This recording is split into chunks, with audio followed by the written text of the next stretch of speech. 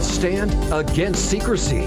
Lawmakers banned from signing NDAs when creating new legislation. This is our chance to strengthen the public trust. The one-on-one conversation with Rockland Assemblymember Joe Patterson. California Republican Chairwoman Corinne Rankin joins California Politics 360. The shift she has seen in her own party. 7 months on the job. Tackling the housing affordability crisis. It was a campaign promise for Gavin Newsom to become governor.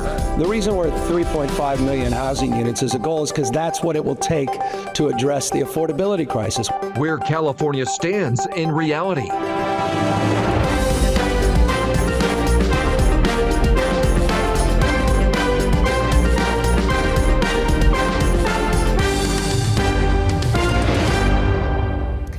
Thank you for joining us for California Politics 360. I'm Ashley Zavala.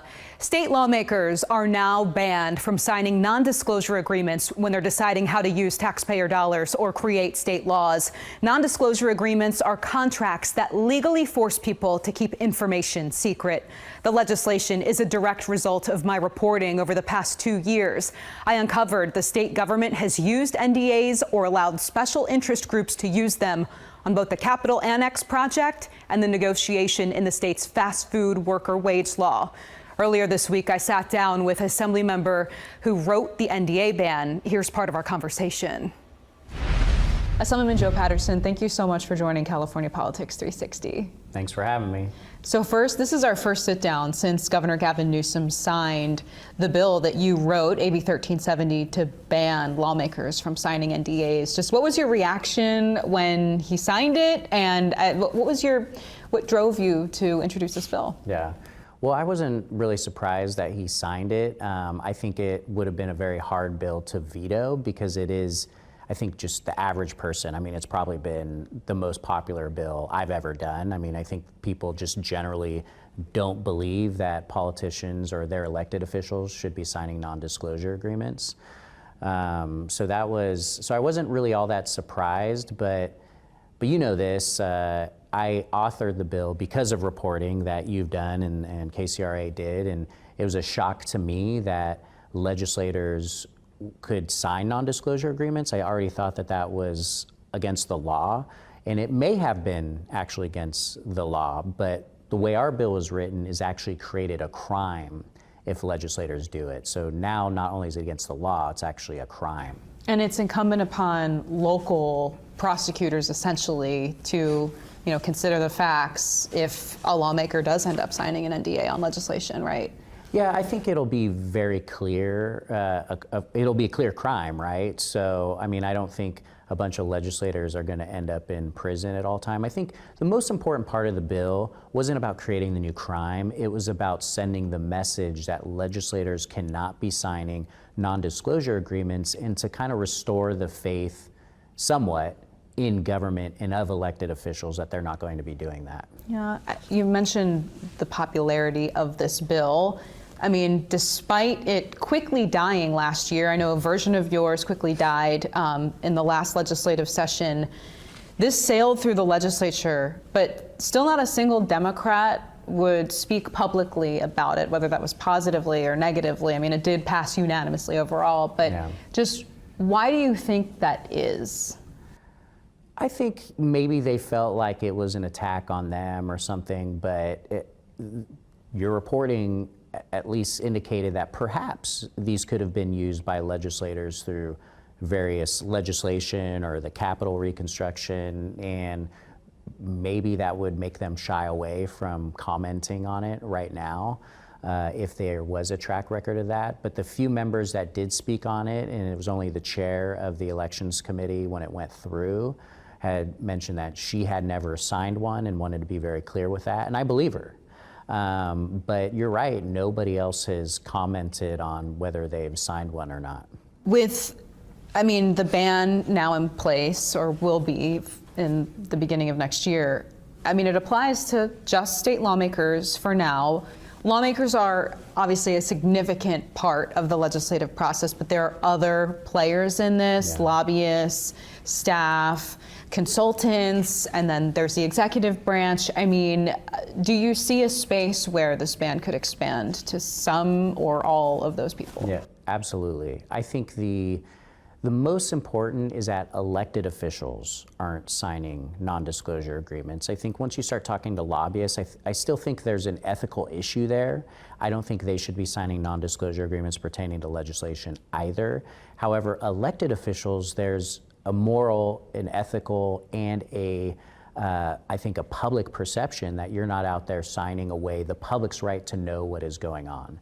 So I believe this should be expanded to the governor's office, to the administration, any government employee pertaining to the functions of creating laws in the state, maybe even regulations as well. We hadn't thought a lot about that.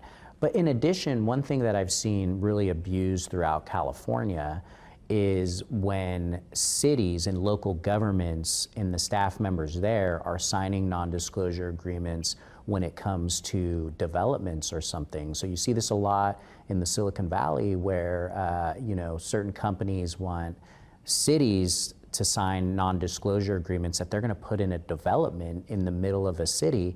And I just think that's fundamentally wrong, and that's got to already be illegal. But cities are signing them anyway. So I think there are several more steps to this, several more pieces of legislation that will come, and we will definitely be introducing more in the future. Okay, from your office? Yes. All right. Assemblyman Joe Patterson, we really appreciate your time. Thank you. Thank you. You can see my full conversation with Assemblymember Joe Patterson on KCRA.com. Well, this week, after years of asking, California lawmakers still will not provide an updated cost estimate for the Capitol Annex project. That's the new office building under construction that will serve as offices for lawmakers and the governor. In 2022, the last estimate was $1.1 billion. More than 2,000 people, including state lawmakers and government officials, signed broad NDAs to keep taxpayers in the dark about how their money is being spent on that new building. For perspective on the future impact of the law to ban those NDAs, we now welcome adjunct McGeorge School of Law professor and longtime lobbyist Chris McCaley. Thank you so much for joining us. Thanks for having me. Chris, I just want to start with this news of the week that California lawmakers are still not providing an update on the cost estimate of that project. How much do the NDAs that are in place on that project are impacting that fact at this point? Well, the NDAs that over 2,000 individuals signed talks about every single piece of paper related to that project.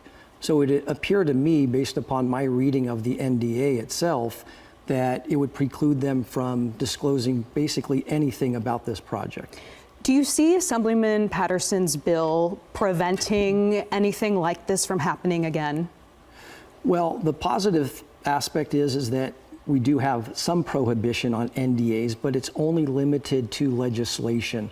So something like the Capitol Annex project itself would still fall under or would be excluded from this new law. And I mean, who else? And I know we mentioned, the Assemblyman and I, the other players involved in lawmaking and determining the use of taxpayer dollars. I mean, how could this be expanded? What do you see as the immediate next steps here? Well, the first question is, does the legislature expand it beyond legislation? And if so, what should it cover? Things like a future annex project, if you will. The other is, who should be covered? Today, it's just the legislators themselves. No one in the executive branch, no legislative staff, and just as importantly, no lobbyist or lobbyist employer or outside consultants are covered by the current law. All right. Chris McCaley, we appreciate your time. Thank you. Thank you. Okay, well, when we come back, the leader of the California Republican Party is here to talk about the push to keep its California representation in Congress.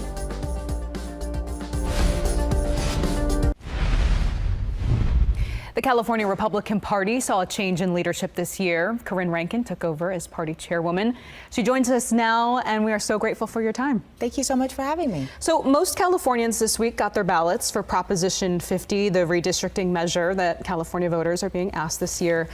Well, the Republican Party is against it. I mean, how well do you think the party is doing in getting that message out? I think we've done a really good job so far letting voters know the reasons why to vote no on Prop 50. I know that we're going to have a huge October blitz where we're going to make sure that we're reaching every single Republican, albeit digitally, phones, text messages, and of course in their mailbox to make sure they're voting no and they're turning their ballots in. Yeah, I mean, is it not confusing though for some Republican voters or people who are just trying to decide what to do with Prop 50, given that President Donald Trump, at the very least, influenced Texas and some Republican states to also gerrymander, but yet his own party is fighting it here?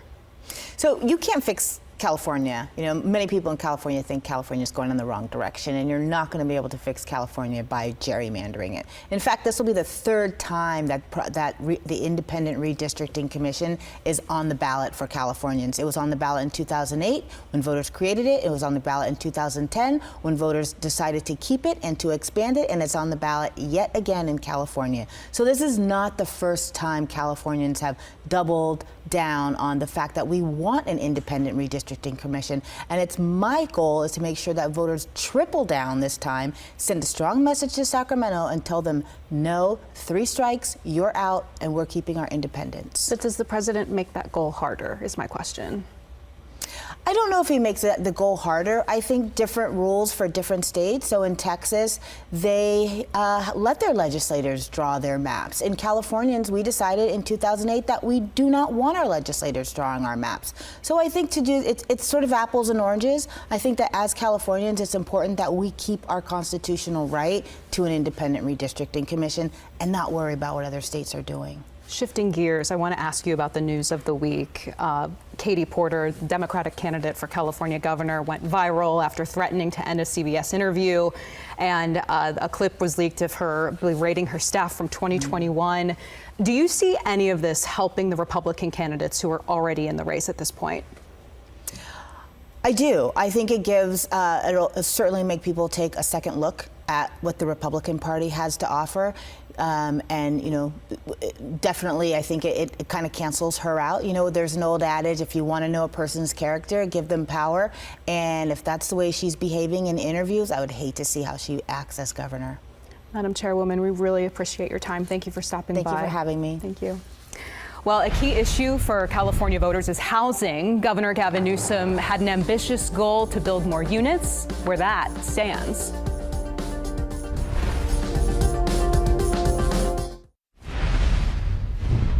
Governor Gavin Newsom signed new legislation this week to try to speed up the process of building more homes in California. Edie Lambert takes a look at the efforts so far. When Gavin Newsom first ran for governor, he campaigned on a plan to build a lot more housing in California. His goal, 3.5 million new homes by this year. But that's proven to be a tough goal to reach.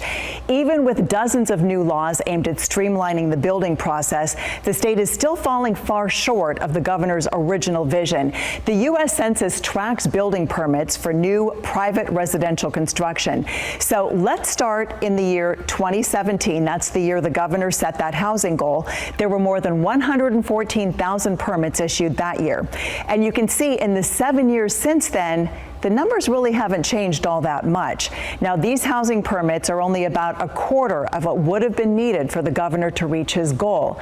That's despite the Newsom administration enacting significant new laws and programs to build more housing and to address homelessness. For instance, they created a new housing accountability unit to enforce the laws that require cities to add housing. Elk Grove is among the cities they've targeted. Here's what the governor said last year, the day he signed 32 new housing proposals. For those that turn their back on this crisis, we're turning up the heat. And Rob Bonta has demonstrably advanced some very aggressive actions that have produced some remarkable results. Other policies include making it easier to build accessory dwelling units. Those are those secondary homes on a single-family residential lot. The Home Key program, which makes housing available to more homeless people. And the state has made zoning changes to build multifamily units in more areas and added billions in funding for affordable housing. The governor signed legislation changing the state's Environmental Quality Act, known as CEQA. The headline there was that it streamlines the environmental review process. Today is a big deal. This is, and I can humbly say this, as someone who's been a student of this and a practitioner of sorts in the last 6+ years, the most consequential housing reform that we've seen in modern history. Now, the governor signed that legislation just at the end of June, so it's too soon to see any data on whether those changes to CEQA will lead to more homes built in California. Ashley, back to you. Edie, thank you. I'm joined now by an expert and pro-housing advocate, Nolan Gray with California YIMBY, also known as Yes in My Backyard. Nolan, thank you so much for being with us. Thanks so much for having me. So I just want to ask, how long do you think it will really be until we really start seeing the effects of all this legislation the governor has signed? It's a great question. There are a lot of headwinds against housing production right now with tariffs and disruption with interest rates. But the easiest thing that California legislators can do is to legalize more housing, streamline the process, and that's what we've done this session. Yeah, you see, we've been going through these old clips of the governor talking about housing. I want to play this one from when I last asked him about that housing goal in 2022. I said it was a stretch goal. And I made the point at the time that it's a goal that in the process of trying to achieve it will allow us to see what's possible. I also said that we would codify that goal more formally through a process called the RHNA process. And we just went through what we referred to, forgive the language, the 6-cycle RHNA. And we put a legal framework forward of 2.5 million units, this goes to the latter part of your question, that we want to secure by 2030. Is that goal, the 2.5 million units by 2030, is that realistic at this point? I think we can get close, and I think that the governor took some pretty bold steps this year to get us close. CEQA infill is going to massively streamline the process of getting housing units built. We're going to deal with this problem of endless environmental litigation. And then a bill passed just today, actually, as we're filming, is going to allow more housing units in the place where the demand is highest, so near transit and near access to high-quality job centers. So can we hit it? I don't know. I think there's a lot of macro factors that are going to determine how much housing gets built in the next few years. But the levers that the state controls, I think they're pulling a lot of the right ones, and we're going to hopefully make some more progress on this issue. Before we let you go, what else needs to be done to make a dent in this? We really got to get costs down. California has some of the highest construction costs in the country. It's very expensive to build. So even though we do a lot of things to legalize housing and we streamline the process, if the project doesn't pencil, it's not going to happen in the first place. So we're looking forward to working on this next year. All right, Nolan Gray with California YIMBY, we really appreciate your time. Thank you. Thank you. Well, next, the California connection to the coldest, driest, and windiest continent on Earth.